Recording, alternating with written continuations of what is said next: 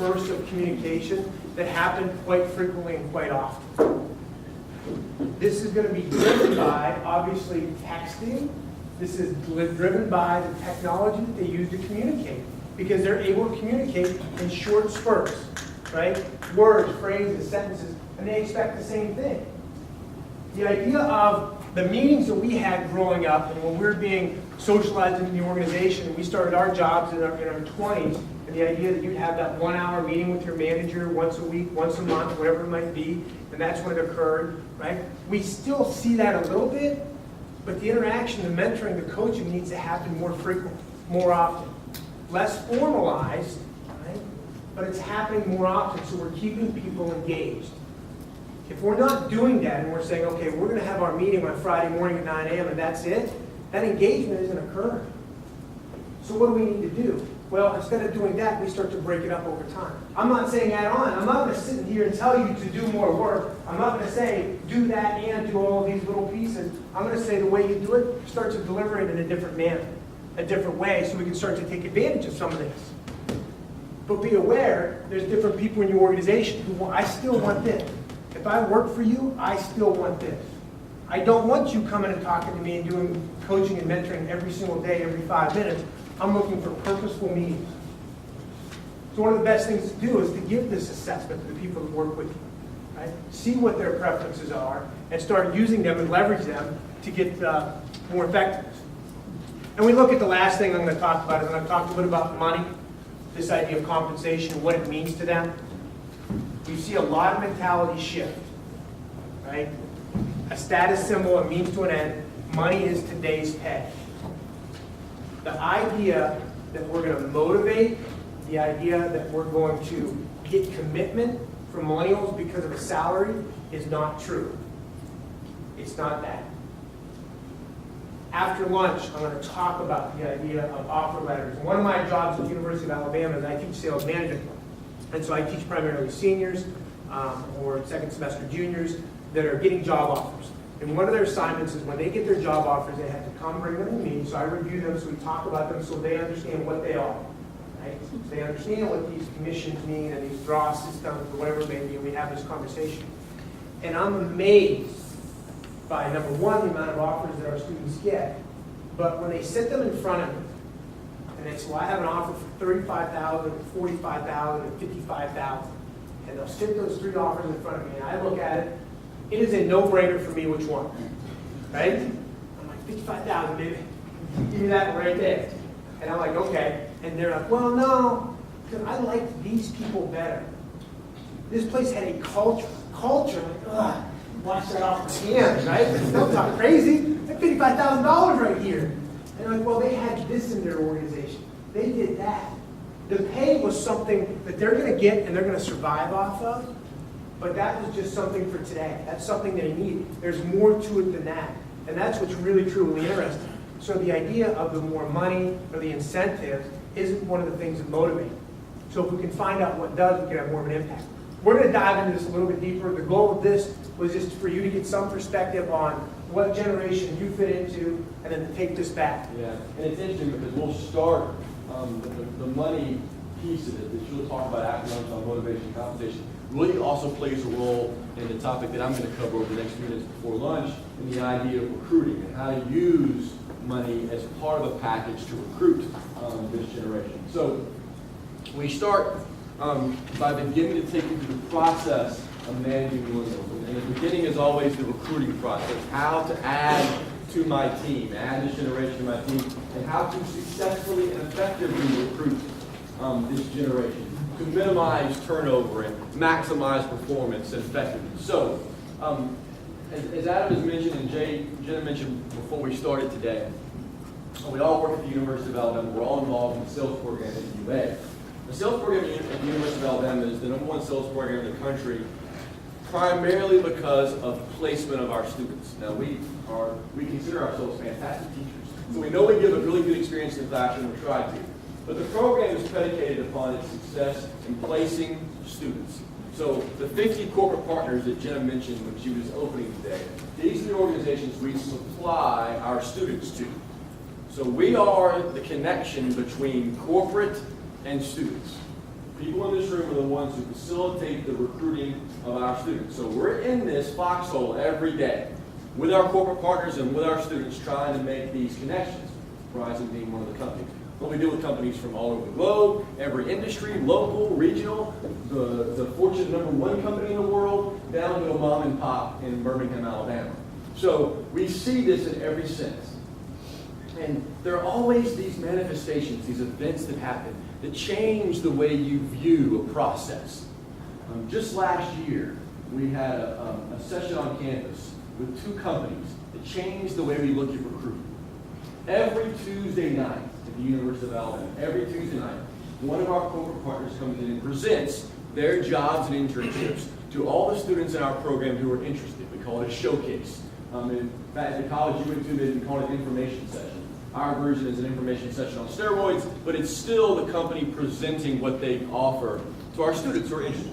Well, we have one company every Tuesday night, but we had an issue it was last semester. Had an issue where we had some booking issues and had to move some companies around and some other stuff. So we had 2 companies on one night.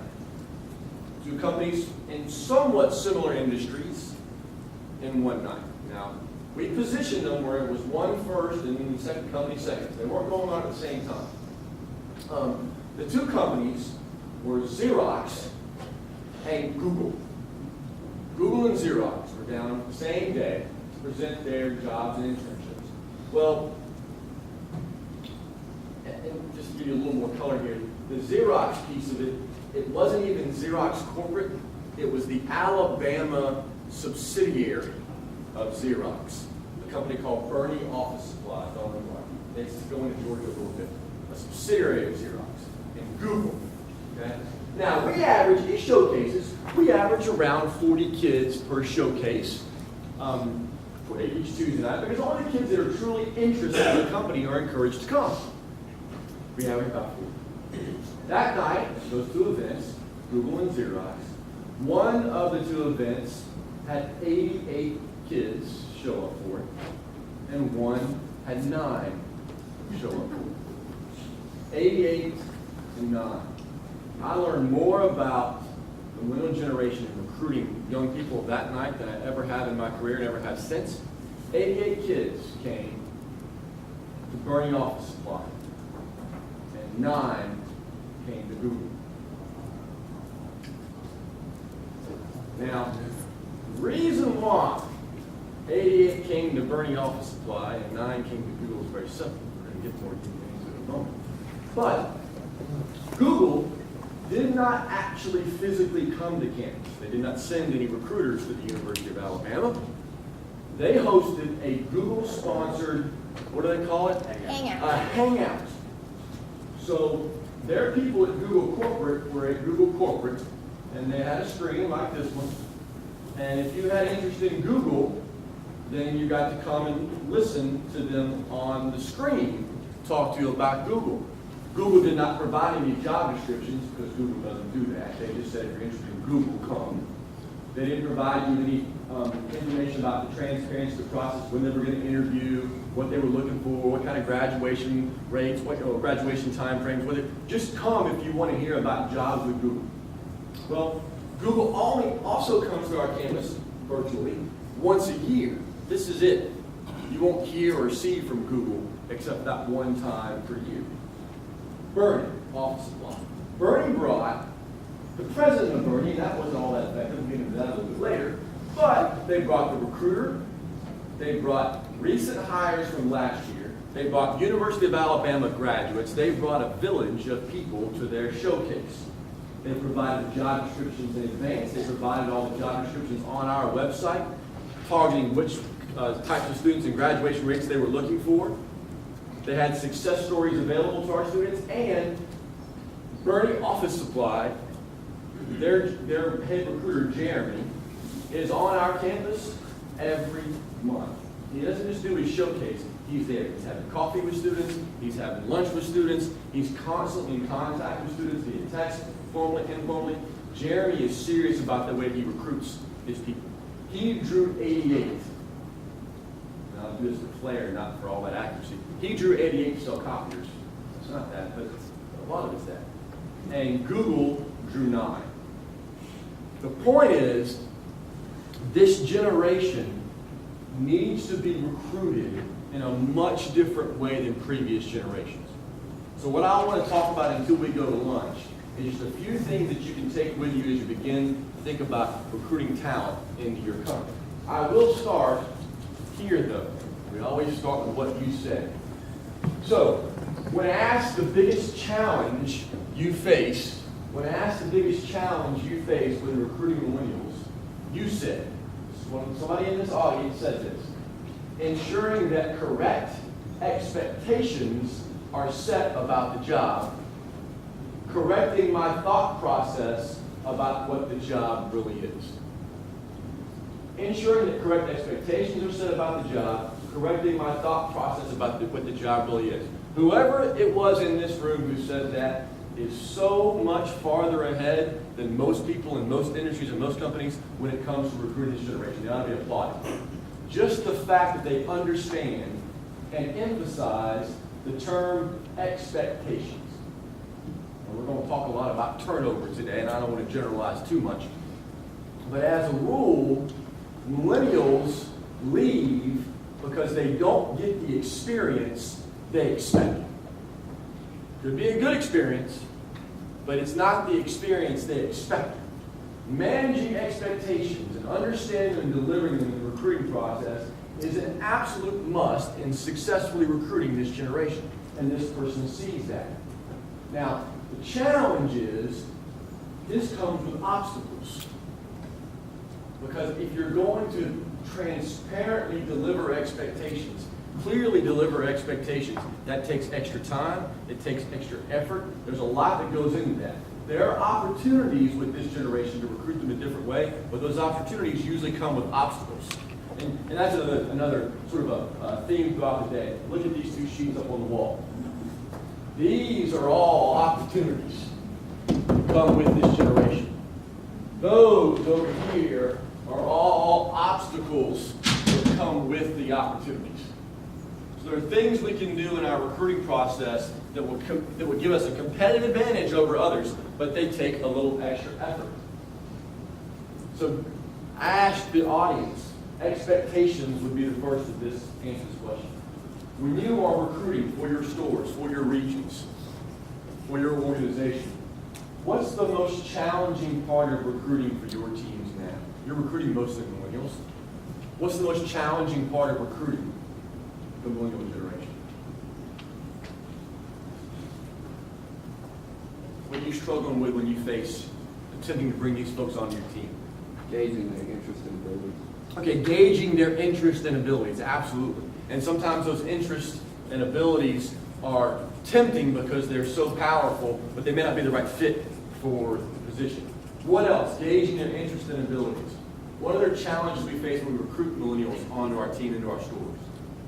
Losing them in the beginning of the process. Okay. So it might take a 2 to 3 week process, sometimes 4 weeks. Yep. And by the time the end comes, they take another job. Yeah, they've moved on. That's a wonderful answer.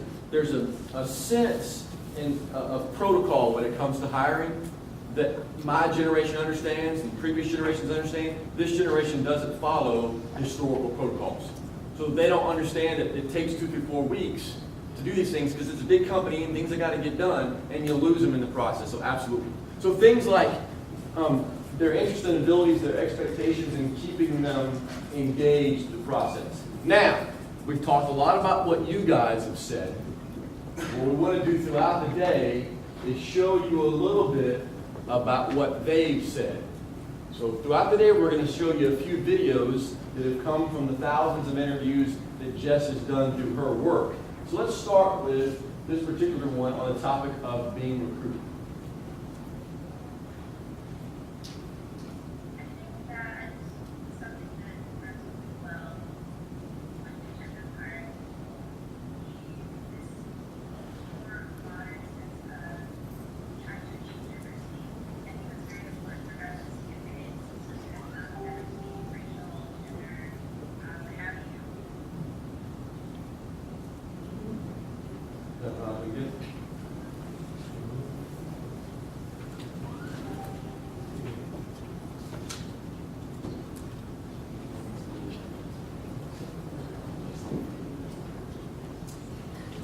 We'll try it again, okay? I've seen it 8,000 times. I'm talking about it. Okay. All right, so the point, what you're going to find is, and we'll show the video, we'll show you all the rest of the day. What you'll find in that video is that what she's talking about is exactly what you said. There's a need for an immediacy. There's a need for an immediacy of contact. And through the recruiting process, they see themselves as talent that is being pursued. And so therefore they need to be constantly engaged through the recruiting process so they don't get lost. So what we're going to find throughout the next few minutes as I talk about recruiting a little bit is that we need to understand their perspective when it comes to recruiting. So, okay, now I'm on to the next slide. So go ahead and change that change.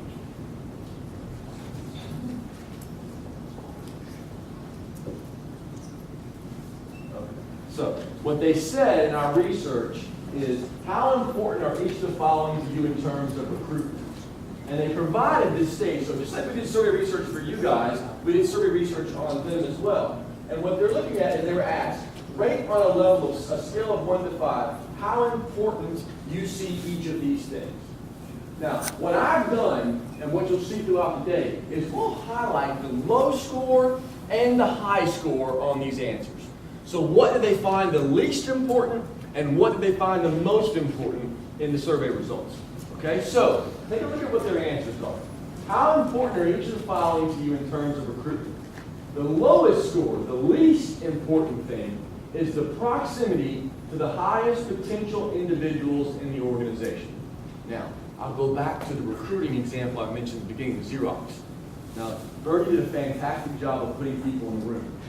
The one thing that they overvalued, they've since now corrected, is Bernie and a lot of other organizations across the country like to bring V-level and C-level executives to recruiting conferences or recruiting opportunities or events on campus because historically our generation is impressed by that.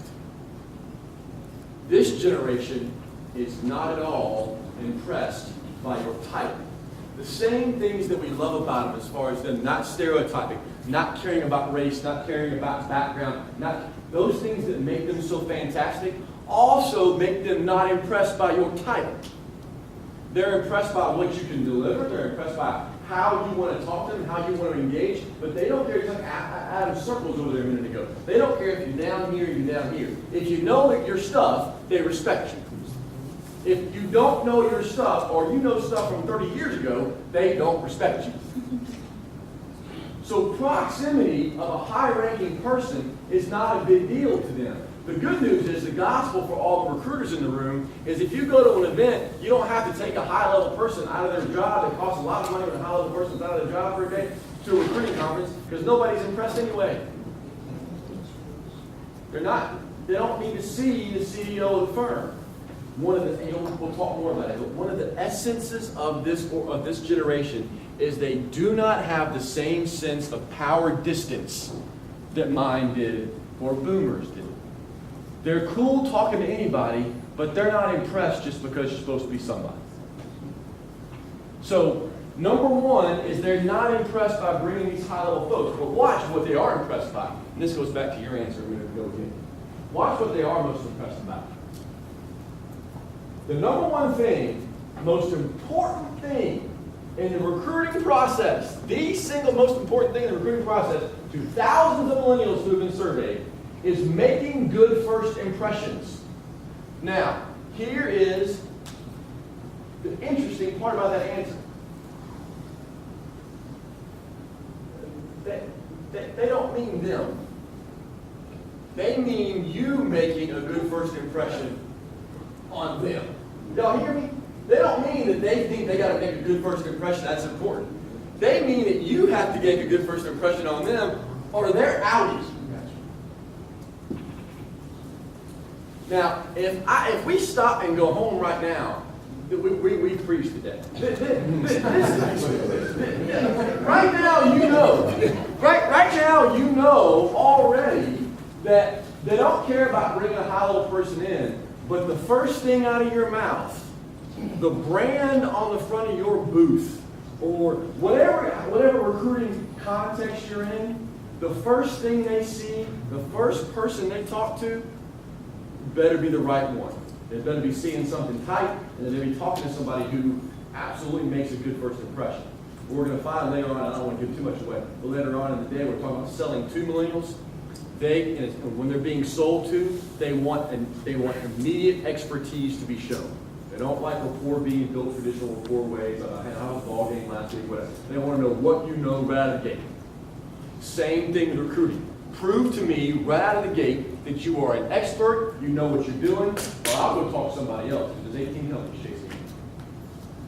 So this idea of making this good first impression is so key. So we take this and we look at it and we say to ourselves, how are we going to get even better at recruiting these millennials?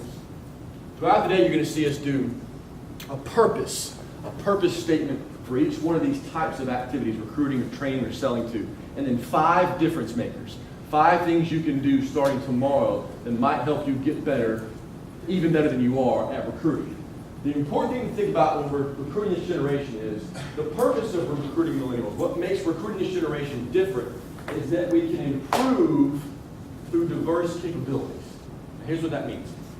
If you go through a generational cycle, a generation of 15 or 20 years, a generational cycle, and you recruit through that cycle, most of the people in that generation have a lot of common characteristics. Adam and I are different, but we have a lot of common characteristics. There are millennials in the room. You guys are different, but you have some common characteristics. Boomers, same thing. But when you get the opportunity to recruit during a generation change, so the changeover from Xers into millennials, what you find is that opportunity gives you a chance to recruit new skills and characteristics that the older generation didn't have. So when we start talking about recruiting now, historically we think about recruiting as I got to deepen my bench. I got to hire some folks to get a deeper bench. Or I got to hire some folks to replace the skills that I already had on my team, those skills left. What happens now is you have a set of skills on your team in your store, and now you have the opportunity to recruit a new generation of people, and with that new generation comes new skills and characteristics. So I'm actually adding on to the skills and abilities of my team. I'm not just fortifying, I'm growing. And as Adam mentioned, this generation is much more diverse from a skill set standpoint than previous ones, so I'm getting all these new bonus skills and abilities that historically I haven't gotten when I recruited new people. The problem is, the challenge is, sometimes when you're recruiting this generation especially, they have all these pros that are very attractive, and they're very tempting, but they may not actually be what you need. Sometimes you buy things that look good on the rack, but you don't need it, and you get home and I didn't need it. It looked good on the rack, but it did not look good on me. I don't need it. So it's a challenge of being disciplined in how you recruit. So here are the 5 difference makers that might help you get better at recruiting immediately. 5 things we can do to recruit this generation. And I start with the fit. Number 1, know your fit. Every position has skills and characteristics that are required to be successful for that position. There's the idea of hiring talent, and I want to hire talented people. I'm going to use another metaphor here. I'll go from dress to athletics. I want to hire talented people, but if I got 4 top-notch running backs on my team, I don't need another running back, even if it's a talented running back. This is not even generational. The biggest piece when it comes to recruiting is I need to have a very intimate and very real understanding of the skills and abilities that are necessary to do this job well. I got a position in my store to fill, whether it's on the floor, back, wherever it is, support, sales, whatever. Knowing that fit, and here's the key, it's not necessarily just knowing the job description of that position, because y'all know as well as I do, every store in this room is different. Every store is different, every environment is different, the challenges you face are different, the economic environment around the place is different, your clientele is different, your customers need different things. So I'm not just recruiting to fill a job description, I'm recruiting to fill my fit with this position. That's an opportunity. The challenge is oftentimes millennials get that position and they want to know what's next immediately. We'll talk about that more later.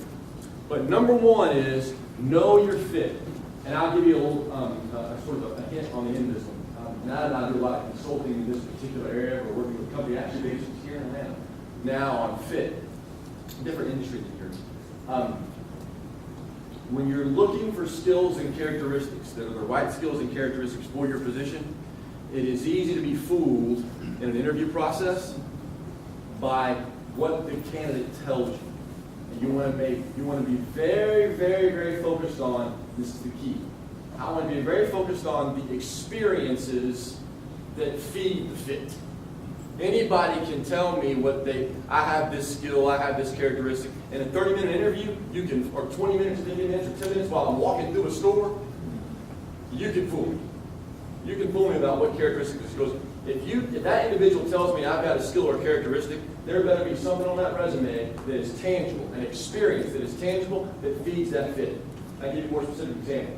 This particular company that I'm talking about that we work with is a high calling sales environment. They do a lot of cold calling, quite candidly. And you got to pick up that phone all day long and call folks, and you get told no, and you get yelled at, and you get a lot of bad things happen in your life when you're on the phone talking to people.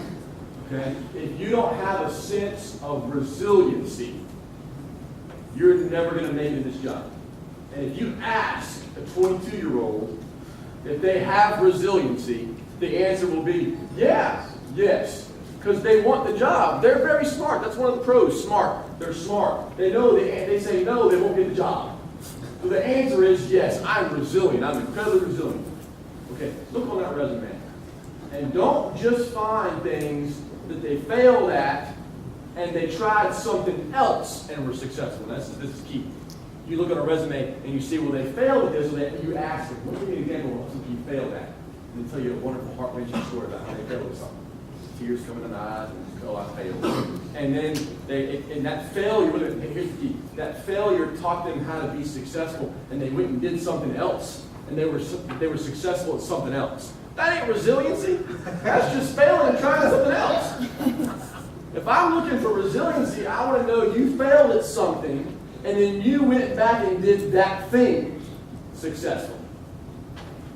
You can tell me a story about how you overcame an obstacle in your life, but I want to see I need an experience, that's the key, I need an experience that feeds the fit. Okay, so number one is know your fit. Number two, this is the Xerox, the embodiment of the Xerox example. Personify the organization. Okay. Most of what Adam and I talked about today will save you money and save you time. There are some things that take investment up front. It is costly. I don't care if you're going to a college campus or people are coming to your store and you're interviewing them. The more people you can get involved, this is the right thing, the more people you can get involved in the recruiting of a young person coming into your store, the better off you are. If you'll personify the organization, they're going to make decisions. Adam said it so well. $35,000, $45,000, $55,000. But I really like the people in the $35,000 job. These individuals value the people they're going to be working with. That's a major piece of the decision-making process. We see it every day. Why did you choose that company? Because I really like the people. Why'd you go there over here? Well, because the people I'm going to work with are outstanding. I'm looking forward to working. The culture's great. If you can it takes a village. If you can get some more people in your store involved in the recruiting process, two things happen. Number one, it makes you more attractive to the individual who you're recruiting. Plus, the more eyes you got on them, the less chance you're going to get fooled. You can vet them out. And their peers are very good at vetting them out. Millennials can see the smoke in the millennials much better than we can. So I get the people involved in the recruiting process. Here's my last tip on this. When you're attempting to personify your organization, again, they don't want to see the CEO. They don't necessarily need to see a bunch of high-level people who've been hugely successful 10 years ago. Companies like to bring back folks who were hugely successful 10 years ago.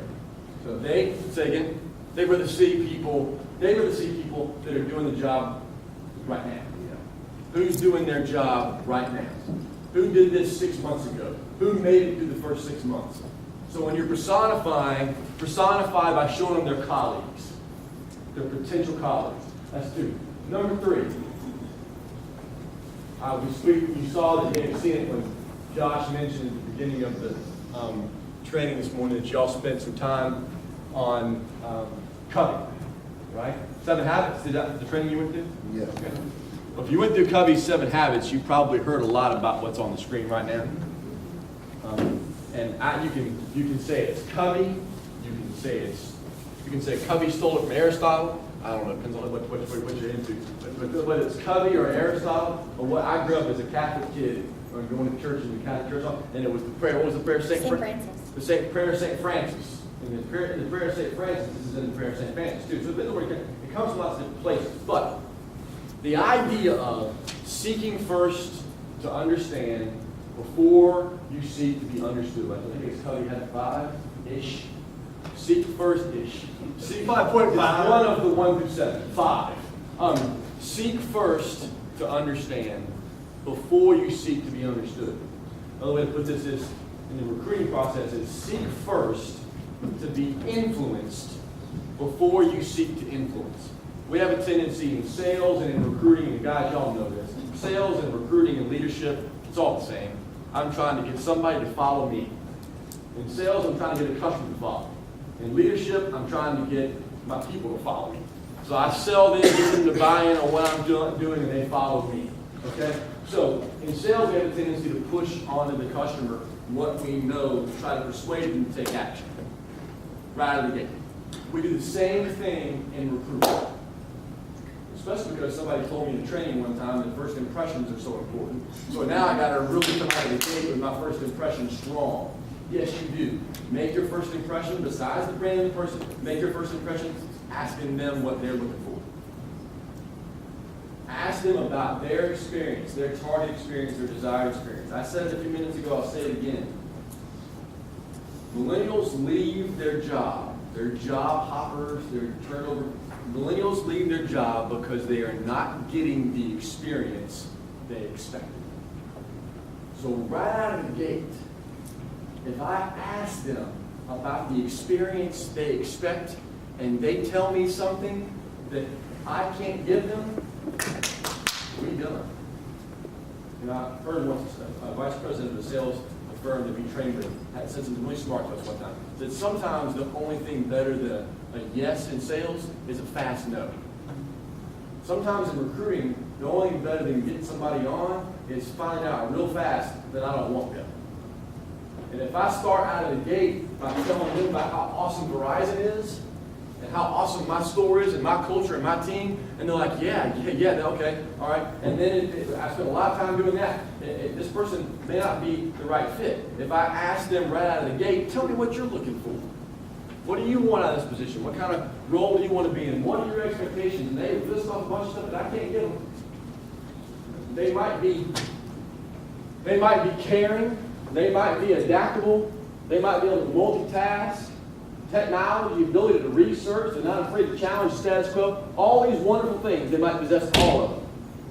But if all these things either don't allow them to do the job well, or I can't provide them with an experience that unlocks all these things, I signed up for this. I'm about to get that. Hire this. And for the first 2 days, this is what I got. The first day, even millennials try to put on a good show the first 2 days. First 2 days, I got this. Day 3, this starts seeping out like water and crack. And then by week 2, all I'm getting is that. It's because I signed them up for something that they didn't want. So, number 3, seek first to understand. Ask them first. All right, 4, promote the package, not the position. The other thing we hear about in cons, I don't think it made the con list today, but the other thing we've heard about cons about millennials is that millennials work only to live. Xers live to work, millennials work to live. So they just want to work just enough so they can have the lifestyle they want to have. That's actually a misconception. I'm the cons guy, but I'm telling you, that's actually a misconception. The reality of it is, Xers and Boomers separated work and life with a fault line. Boomers especially, 8 to 5, come home, family life, very separate world. Two separate pieces of your life, work and life. At Xers, we started to blend it a little bit, but we're still pretty separate. There is no separation in the middle. Work is part of life, and life is part of work. We work at 2 in the morning on a computer because we can, and I can get access to everything I need to do my job at 2 in the morning because I've got all the technology in the world. So I don't need to come in at 8 and leave at 5 because I can do all this stuff anywhere. I don't need an office, I got a workspace. It's a different work. They combine work and life. So when you are recruiting them, talk about how their work is going to create their life, and their life is going to create their work. And here's what I mean. Our biggest pet peeve at the University of Alabama is kids who make job descriptions, or make job decisions, it hurts even to say it. Kids who make job decisions based upon geography. I got to be in Atlanta, or I got to be in Nashville, or I got to be in LA. Procter & Gamble's offering you a job in Cincinnati. Has the greatest job of all time. Yeah, but I really need to be in Nashville. Okay, but nobody offering you a job in Nashville. Yeah, but my girlfriend. My girl's in Nashville. All right. Okay, it eats away at us because we see the future. You know, they don't see the future. They haven't been exposed to what we've been exposed to, so they don't see the decision, the horror of the decisions they're making to go to Nashville with the girl who they won't remember her name in 2 years, instead of going to Cincinnati to work for Procter & Gamble. Okay. But you have to understand, we're jaded here, and the reality is they see geography as part of the life experience that goes with the choice they're making for their lives, and you really can't blame them for that. I've stopped trying to blame them for it. They are choosing a job that fits in with a life they want to create. So when you are talking about Verizon and talking about the positions you're offering, you got to talk about the job description, you got to talk about the position and the pay and all those things, but talk about what goes on around. Talk about the culture in your store. Talk about the people that they work with. Talk about how you like to interact with them. If there's social relationships outside of the store among the people, talk about that. Talk about what's going on in your geography around the store. Opportunities, great restaurants, great things to do, places to go. Talk about the entire package. And when I say package, I don't just mean benefits. I'm talking about the entire lifestyle package. I'm going to say it again. These millennials will choose a job based upon the overall experience, and they will leave a job based upon the overall experience. So if they're having a really good time in the store, but every other aspect of their life just stinks, they're going to leave. Yeah, that's a neat one, because we had an interview a couple weeks ago, and the guy asked us mid-interview, hey, is it all right, y'all are cool guys, can we go grab some beers anytime? And I'm like, hold on, we're in the interview. Are we going to grab beer? Like, he was serious. Man, serious. And that's something we're going to do. Yeah.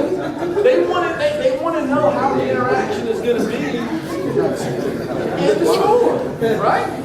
First of all, my answer to that is always yes, can we go down? Whether I hire you or not, we can always go down.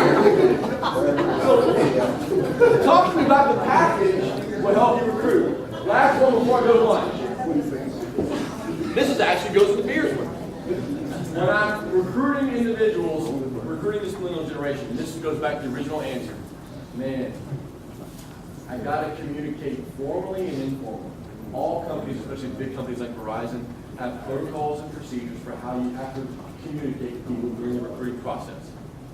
But as what was said earlier, you'll lose them if you go 1 or 2 weeks without talking to them, 1 or 2 weeks without communicating. You'll lose these folks because they're being chased by other people. So if you can find ways to add some informal communication, I'll use the word infuse. If you can infuse some informal communication into the formal communication, you won't lose. I'm not saying break HR rules and get ripped up for stuff. Don't promise them things, but just touch them. Just communicate with them. It's a text. It's a text every couple of days. Hey, I hope things are going well. The process is so and so. Just want to check in with you. It's a lot. if they ask you to join whatever social media groups they're involved in, even if you're me and you pay people to do social media, because you don't actually do it yourself. I don't have some accounts, we just I've just never been on. But the answer is always yes. If they want you to join their social media, yes. If they want you to follow you on, yes. Because if you don't engage them in that way, they're going to see it as disrespectful. So if you can find that, maybe your personal account, that'd be right. But if you can find ways to do that within the rules and regulations of the organization, obviously. But if you can find ways to connect with them and communicate with them informally as well as formally, it will help you recruit them. Now, there are always sacrifices to go with that. Don't sacrifice too much. But if there are ways to connect with them and communicate with them, you won't lose them as long as you're staying in touch. Those 5 things will help you recruit the next generation in a more effective way. It's time for us to go to lunch. When we come back, Adam's going to come up and talk about culture and Confidence. Yep. thank you guys. Everybody wants to.